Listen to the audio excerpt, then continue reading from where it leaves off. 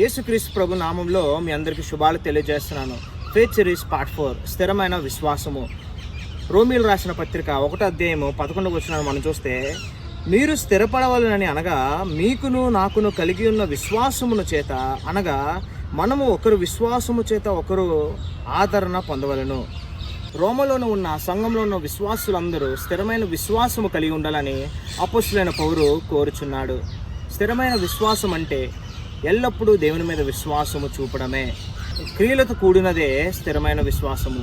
రాహోబు అనే స్త్రీ తాను తన కుటుంబము ఉగ్రతలో నుండి రక్షించబడతామని నమ్మింది. స్థిరమైన విశ్వాసమును చూపించింది. నమ్మి వేగులో వారికి సహాయం చేసింది. ఆమె స్థిరమైన విశ్వాసమునకు ప్రతిఫలం పొందింది. ఆ స్థిర విశ్వాసం వలన రాహాబు ఆమె కుటుంబ సభ్యులు ఉగ్రతలో నుండి తప్పించబడ్డారు.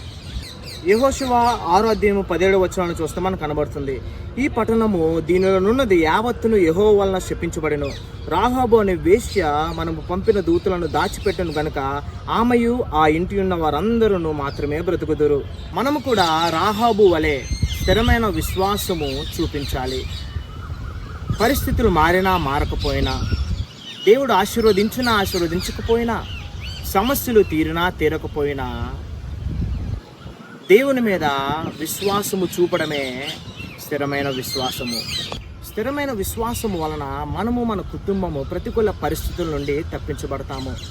స్థిరమైన విశ్వాసము వలన 3 బారిన హృదయాలు కూడా మారుతాయి. ఆ స్థిరమైన విశ్వాసము లేకపోతే సాతాను మనలను శోధిస్తాడు, సమస్యలు సృష్టిస్తాడు.